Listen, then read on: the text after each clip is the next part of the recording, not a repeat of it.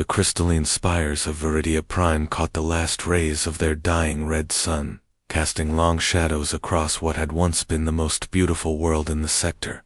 Commander Zixthala stood in the central command tower, her translucent, blue skin flickering with patches of dim bioluminescent light that betrayed her exhaustion. Her 4 delicate fingers traced the holographic display before her, where countless red dots swarmed like angry insects toward their position. The Zerathi swarm had been unstoppable. For 3 long cycles, they had swept across the galaxy like a plague of metal and hunger. 17 civilized worlds had already fallen to their endless appetite. The proud Kelnorian Empire, with their magnificent crystal cities, had lasted only days. The ancient Mistral Confederacy, masters of energy manipulation, for 10,000 years, had been consumed in less than a week. Now it was the Viridians' turn to join the growing list of extinct species. "Commander, evacuation status report," Zik called softly, her melodic voice carrying clearly across the command center, despite its quiet tone. Her aide, a younger Viridian named Calandra, turned from her console with clicking mandibles that indicated extreme stress. "Evacuation stands at 63% complete, Commander. The civilian transport vessels are struggling to maintain formation under the constant harassment attacks. At current rate, we will need at least 6 more hours to clear all from the planet's surface." Zixthila's bioluminescent patches dimmed further, shifting from pale blue to almost gray. 6 hours. They would be fortunate to hold the defensive perimeter for 1 more hour, let alone 6. The outer shield generators were already failing under the constant bombardment from Zerathi bioweapons. Each enemy vessel was a living nightmare, grown rather than built, designed for one purpose only: to consume everything in their path and use those resources to create more of themselves. "Have we received any response to our distress beacon?" she asked, though she already knew the answer. The few remaining civilized worlds were too far away, too busy preparing their own desperate defenses, or simply too terrified to risk their fleets in what everyone knew was a hopeless battle. "Nothing, Commander." The Nexus Council acknowledged our transmission, but offered only their sympathies. "The Draconian Republic is preparing to evacuate their core worlds. The Altair Federation has gone completely silent." Calandra's voice carried the weight of abandonment that they all felt. The galaxy was vast, but somehow every species was facing extinction alone. The tactical display showed their remaining forces with painful clarity. 12 Viridian patrol craft, elegant vessels that moved through space like dancing butterflies, their hulls formed from living crystal that could repair minor damage and adapt their energy signatures. 3 heavy cruisers, each one a masterpiece of bioengineering that had taken decades to grow in the orbital gardens of Viridia Prime. And finally, the pride of their fleet, the battleship Luminous Dawn, its crystalline hull stretching nearly 2 kilometers and housing the consciousness of their greatest military AI. Against them came the swarm, thousands upon thousands of writhing bioships that looked more like deep-sea creatures than spacecraft. They had no elegance, no beauty, only efficiency. Each one was a perfect killing machine that could reproduce itself using the matter from destroyed enemy vessels. The more they killed, the stronger they became. "Commander," the voice of their sensor operator Vextrin suddenly cut through the gloom with a note of confusion rather than fear. "Long-range sensors are detecting new contacts dropping out of hyperspace at the system's edge." Zixtella moved quickly to the sensor station, her movements flowing like water despite her exhaustion. "Zerathi reinforcements." "No, Commander. These signatures are completely unknown. The vessels appear to be ... primitive. Very crude construction, compared to either our technology or Zerathi bioengineering. They're using basic metal alloys and what appears to be chemical propulsion systems." On the display, a small fleet of 12 vessels appeared. They looked nothing like the graceful curves of Viridian ships or the organic horror of Zerathi storms. These were angular, blocky things that seemed to be held together by visible welds and external armor plating. They looked more like flying fortresses than proper spacecraft. Are they responding to our distress signal? Zixtela asked. Vexteron worked at his console for several moments, his bioluminescent patches flickering rapidly as he concentrated. Commander, they're attempting to communicate with us. The signal is very crude, using basic electromagnetic radiation rather than quantum entanglement or bioneural links. Our translation matrix is having difficulty with their language structure. Can you make out anything? I believe. Yes, Commander. They're asking if we require assistance. The command center fell silent, except for the distant rumble of Zerathi weapons striking their outer defenses. Zixtela stared at the display, showing these strange, primitive vessels. Who were they? Why would unknown aliens risk themselves for a species they had never encountered?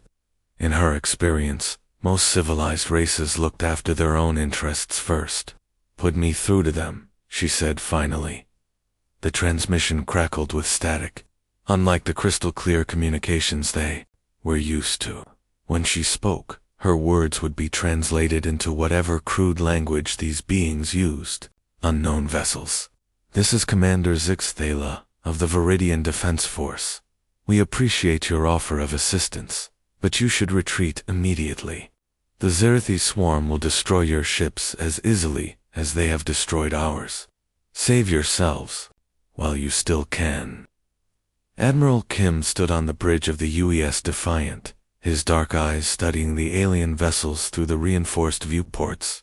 The ships floating in the distance were unlike anything in Earth's databases. They seemed to flow like water frozen in time, their hulls curved and smooth as if they had been grown from some kind of living crystal rather than built in a shipyard. Even damaged and scarred from battle, they possessed an elegance that made the blocky human warships look like flying bricks in comparison. Lieutenant Park, any progress on communications? Kim called to his communications officer, a young woman hunched over her console with intense concentration. Working on it, sir, Park replied, her fingers dancing across the holographic interface. Their language is incredibly complex. It's not just words, but musical tones and harmonic frequencies. Our translation AI is learning, but it's taking time to decode the patterns. Kim nodded and turned back to observe the battle raging in the distance. The alien fleet was clearly outmatched. Swarms of dark, twisted vessels that looked more like deep-sea creatures than spacecraft were overwhelming the graceful defenders. The enemy ships moved with disturbing purpose, their biomechanical hulls pulsing and writhing as they closed in on their prey. The Defiant had been leading humanity's first deep space exploration mission beyond the Outer Rim territories when they detected the massive energy signatures of the battle. Kim had made the decision to investigate, despite protests from some of his crew about getting involved in alien conflicts. Now, seeing the desperate situation, he was glad they had come. Admiral called out his tactical officer, Lieutenant Commander SCO. Long-range sensors show the enemy force is massive. We're looking at thousands of hostile contacts. The defending fleet has maybe 20 vessels left, and most of those are heavily damaged. What about the planet itself? Kim asked. Detecting massive evacuation efforts, hundreds of civilian transports trying to escape the gravity well, but the enemy is harassing them. Sir, if we don't act soon, we're going to witness a genocide. Kim felt the weight of decision settling on his shoulders. The 12 ships of his exploration fleet were heavily armed for their mission into unknown space, but they had never been designed to face odds like this. Each vessel carried a crew of dedicated volunteers who had signed up to explore the galaxy, not to fight alien wars. Sir, Park suddenly announced, I've got basic translation working. The signal is coming through now. The bridge speakers crackled with static before a voice emerged, musical and ethereal despite the electronic distortion. The tone carried exhaustion, resignation, and something that might have been gratitude. Unknown vessels, this is Commander Zixtela of the Viridian Defense Force. We appreciate your offer of assistance, but you should retreat immediately. The Zerathi swarm will destroy your ships as easily as they have destroyed ours. Save yourselves while you still can." The bridge fell silent. Kim looked around at his crew, seeing their faces reflect his own thoughts. These were people who had volunteered to push the boundaries of human exploration, to seek out new life among the stars. They had found it, and it was dying. Admiral, his executive officer, Commander Lee, spoke quietly. "We have families back home, responsibilities. This isn't our fight." Kim nodded slowly, understanding the weight of Lee's words. Every person on these ships had loved ones waiting for their return. They had signed up for exploration, not war. It would be reasonable, even wise, to retreat and report their findings to Earth Command. But as he watched the alien civilian transports struggling to escape while their defenders died around them, Kim thought about the principles that had driven humanity to reach for the stars in the first place. The idea that life was precious, that people deserved to live free from fear, that sometimes the right thing to do was also the hardest thing to do. "Lieutenant Park," he said finally, activating the communications system, "open a channel to the alien commander." The young officer nodded and made the connection. Kim cleared his throat, knowing that his next words would commit not just himself, but his entire crew to a course of action that might see them all killed in the next few hours. "Commander, this is Admiral Kim of the United Earths Space Force. We didn't travel this far from home to watch good people die alone. We may not know your species, and you may not know ours, but some things don't need translation. What do you need us to do?" The silence that followed seemed to stretch forever. Kim could hear the quiet hum of the ship's systems, the soft breathing of his bridge crew, and the distant rumble of weapons fire from the ongoing battle. Through the viewports, he watched as another of the graceful alien ships exploded under concentrated enemy fire. Finally, the ethereal voice returned, but now it carried a note of something Kim hadn't heard before. Hope. "Admiral Kim, you would truly stand with us against the swarm. Your vessels appear primitive by our standards, but if you are willing to fight, we welcome your aid. The enemy adapts quickly to our energy weapons. Do your ships carry different armaments?" Kim looked at Commander Lee, who was already pulling up tactical displays of their weapon systems: railguns, missile batteries, nuclear warheads, and good, old-fashioned explosive rounds. "Commander Zixtala," Kim replied with a slight smile, "you're about to learn why humans are very good at breaking things. The first joint battle between humans and Viridians was nothing like either species had ever experienced." Admiral Kim watched from the bridge of the Defiant as the elegant alien ships moved through space like dancers performing an ancient ritual.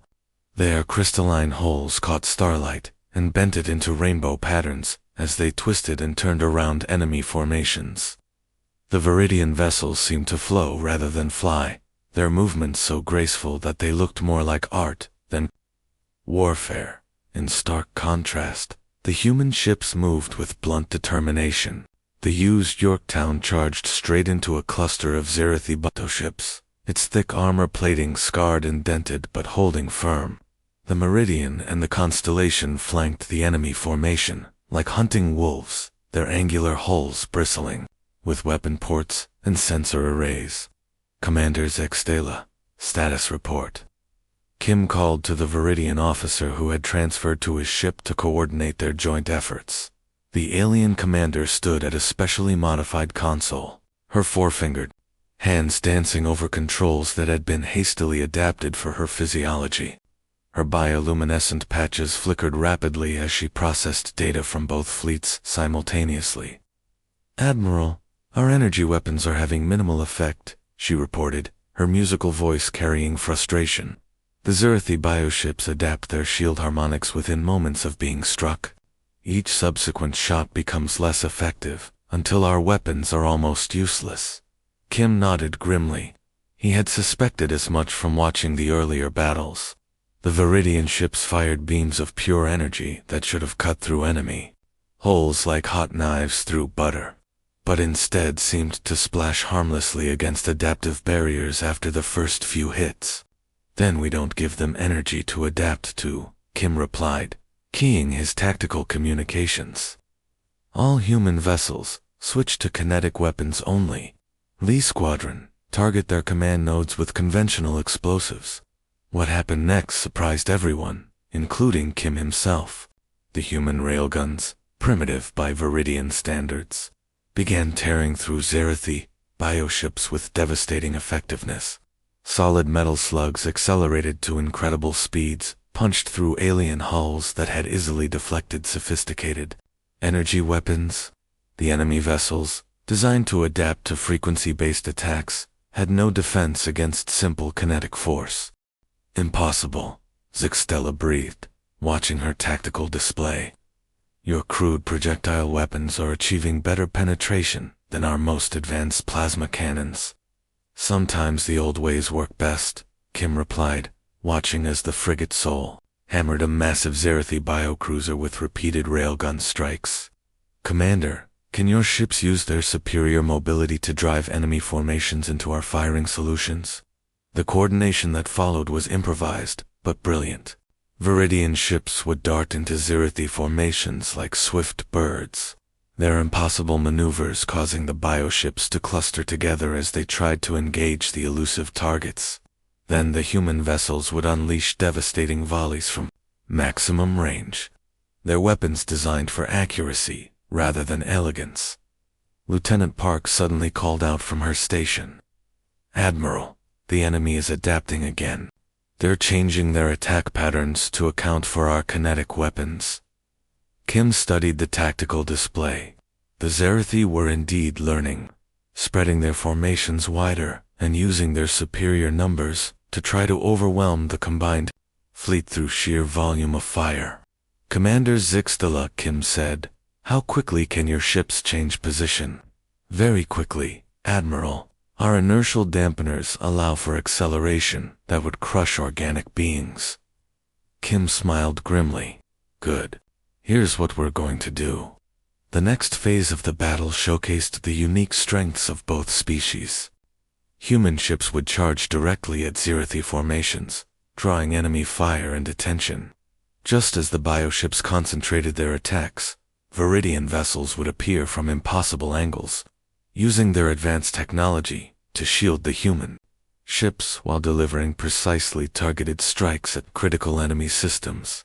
The turning point came when Captain Yoon of the destroyer, Busan, made a decision that shocked both allies and enemies.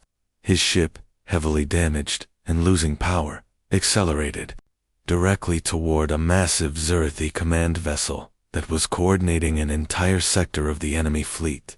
Captain Yoon, change course immediately, Kim ordered. Your ship is too damaged for a direct assault. Negative, Admiral, came Yoon's calm reply over the communication channel. My engines are failing anyway. Might as well make it count. Zip watched in amazement as the human vessel, trailing atmosphere and debris, smashed through the Zerathi command ship's biohull and detonated its reactor core in the enemy vessel's central nerve cluster. The explosion took out not just the command ship, but also disrupted the coordination signals for dozens of surrounding bioships. Your species fights with such intensity, Zixtella observed, her bioluminescent patches flickering with what Kim was beginning to recognize as admiration. Captain Yoon sacrificed himself and his crew without hesitation to save others he had never met. We call it stubbornness, Kim replied, watching as rescue pods from the Busan were recovered by Viridian ships, whose superior technology made impossible rescues routine. Sometimes it gets us in trouble, sometimes it saves the day. The battle raged for 6 more hours, but the tide had turned. The combination of Viridian elegance and human determination proved more effective than either could have managed alone. By the time the last Zerathi bioship retreated into hyperspace, both species had learned something important about the value of unlikely allies. The evacuation of Viridia Prime stretched across 8 endless days and nights.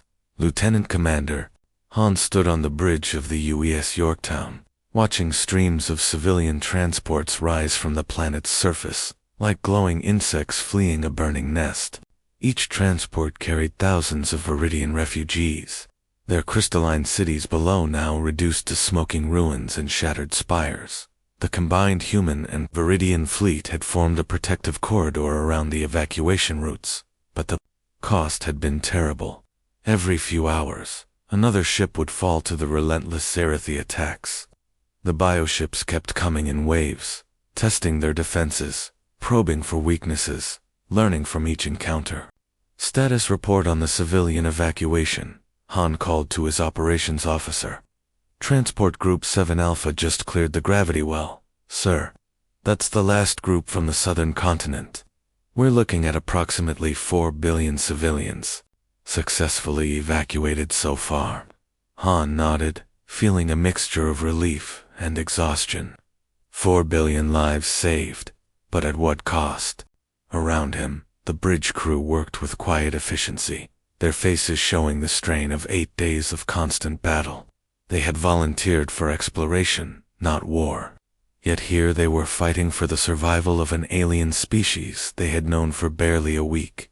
Through the main viewport, Han could see the graceful form of the Viridian cruiser Crystalline, Dawn moving in formation with the human destroyer Soul. Both ships showed heavy damage from the recent fighting. The Dawn's biocrystalline hull had lost its beautiful luminescence in several sections, while the Soul's armor plating was scarred and blackened from multiple impacts. "Commander Han," came the familiar musical voice over the communication channel. Sub-Commander Lixiana had become their primary liaison with the Viridian fleet after Commander Zixala had transferred her flag to coordinate planetary defense. "I have just received confirmation that the last transport convoy has successfully cleared Viridia Prime's orbital space." Han felt a weight lift from his shoulders. "Acknowledged, Sub-Commander. All civilian craft are clear of the danger zone," Commander Lixiana continued, and Han could hear something like wonder in her translated voice. "Our people wish to express their deepest gratitude to your species. Because of human courage and sacrifice, the Viridian civilization will survive this catastrophe. We will remember this debt for all the generations to come." The words should have filled Han with pride, but instead, he felt only sadness as he looked at the tactical display of the 12 human vessels that had answered Admiral Kim's call to stand with the Viridians. Only 6 remained combative. The destroyer engine had been lost on day 3, overwhelmed by a swarm of biofighters while protecting a damaged transport. The frigate Daejin had sacrificed itself on day 5, ramming a Zerathi breeding ship before it could release its deadly cargo. Most painful of all was the loss of the UES Defiant itself. Admiral Kim had taken his flagship on a desperate mission to destroy a massive Zerathi breeding station that had been spawning new bioships faster than the Allied fleet could destroy them. The Defiant had punched through the station's defenses and detonated its reactor core in the facility's central chamber. The explosion had destroyed the breeding station and thousands of newly spawned bioships, but Kim and his entire crew had been lost in the process. "Sub-Commander," Han said quietly, "we appreciate your gratitude, but we're not finished yet. The Zerathi swarm is regrouping beyond the system's edge. They'll be back, and in greater numbers. We need to find somewhere defensible to make our next stand." There was a pause before Lixiana responded. "Commander Han, our military analysts believe that Viridia Prime was only the beginning. The swarm will not stop here.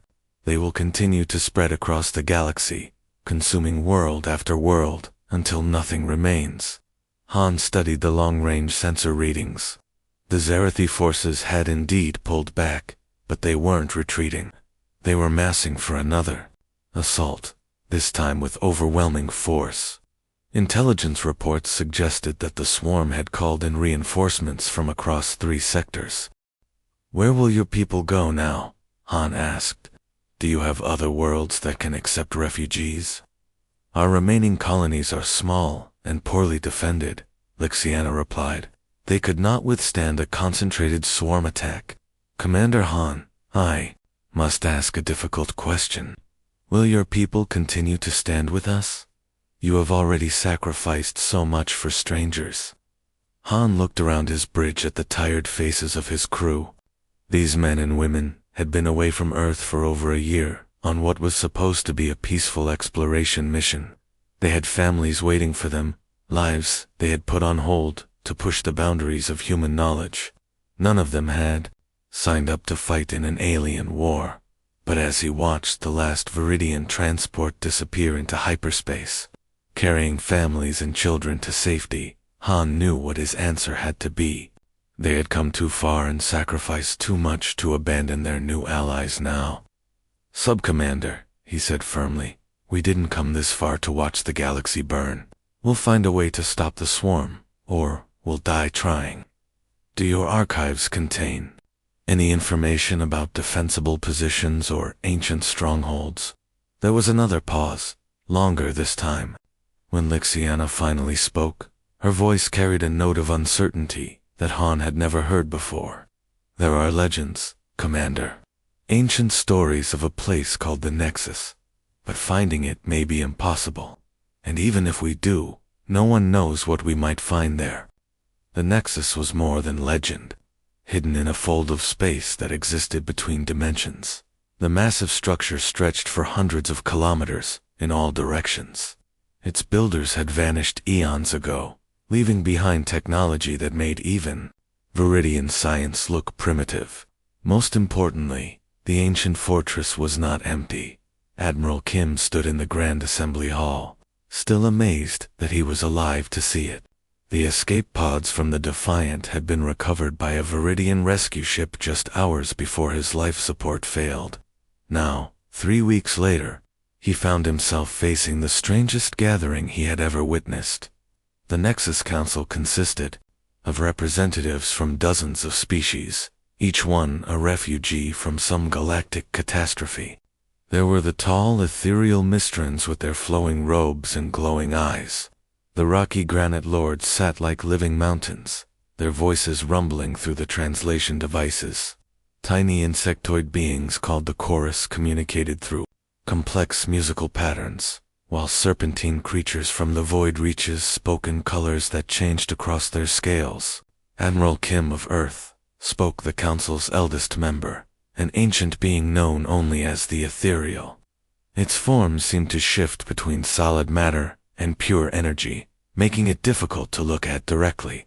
You stand before survivors of 100 dead civilizations. Each of us came here fleeing some form of extinction. Kim looked around the vast chamber. The Zerathi swarm has done this before. Not the swarm specifically, replied a crystalline being that identified itself as a shard singer. But consuming plagues like it have appeared throughout galactic history. The devourers of the Third Age, the gray death that ended the spiral, wars, the hunger that drove my own people to this sanctuary 15,000 years ago. The Ethereal's voice carried the weight of countless ages. Each time, the galaxy's civilizations faced extinction alone. Each time, most perished while a few survivors fled to places like this. The Zerathi swarm may be the final such plague. Admiral, there are few refuge worlds left, and fewer species to flee to them. Then we make our stand here, Kim said simply. We're willing to fight. A murmur passed through the assembled beings, translated into dozens of languages and communication methods. Many of these species had spent millennia in hiding, too afraid or too few in number to resist the forces that had driven them here. Admiral, spoke a graceful being from the Andorian collective. Your species numbers only in the billions, and you have perhaps a dozen warships. The Zerathi swarm commands millions of biovessels. What hope can such a small force offer? Kim looked at Sub-Commander Lixiana, who had accompanied him to this historic meeting. The Viridian officer's bioluminescent patches flickered with what he had learned to recognize as determination. It's not about the size of the force, Kim replied. It's about refusing to give up. Every species in this room has knowledge, technology, or abilities that could help. The question is whether you're willing to use them. What followed were the most intensive 3 months in galactic history. The Nexus became a massive military laboratory as species that had hidden for millennia shared their most closely guarded secrets. Human tactical doctrine, developed through centuries of warfare on Earth, was combined with Viridian energy manipulation techniques. The ancient Shardsingers contributed weapons that could restructure matter at the atomic level. The Granite Lords provided armor technology that could withstand incredible punishment. Engineering teams worked around the clock to retrofit ships with hybrid technologies. Human railguns were enhanced with Mistron targeting systems that could predict enemy movements. Viridian energy shields were strengthened with crystalline matrices from the void reaches. Ancient ethereal knowledge guided the construction of new weapon systems that no single species could have developed alone. Lieutenant Commander Han found himself commanding a task force that included vessels from 17 different species. His flagship, the rebuilt UES Sol, now mounted weapons that combined human kinetic technology with alien energy systems. The ship's crew included not just humans, but Viridian technicians, Granite Lord engineers, and even a few of the musical chorus who served as communication specialists. When the Zerathi swarm finally discovered the Nexus, they faced something unprecedented in galactic history, a united fleet representing 57 different species, all coordinated through joint human-Viridian command protocols that had been adapted for dozens of different military traditions. The battle that followed lasted 6 days and nights. The swarm brought every bioship they possessed. Millions of vessels spawned across centuries of galactic conquest, but they had never faced organized resistance on this scale. Every time they adapted to one type of weapon, 3 others would target their weaknesses. When they tried to coordinate their attacks, chorus specialists would jam their bioneural communications, while ethereal technology disrupted their formation patterns. On the 6th day, as the last Zerathi command ship exploded in a burst of energy that lit up the Nexus like a new star, a strange silence fell across the battle zone. For the first time in galactic history, a consuming plague had been not just stopped, but completely destroyed. In the aftermath, as species after species chose to leave their hiding places and build new worlds together, something remarkable happened. The galaxy began to heal. Refugees became pioneers. Enemies became allies. And at the center of it all was a simple truth that Admiral Kim had spoken to strangers in their darkest hour. We're willing to fight. The Viridians had faced extinction alone, but they had not ended alone. And neither, as it turned out, did anyone else ever have to again.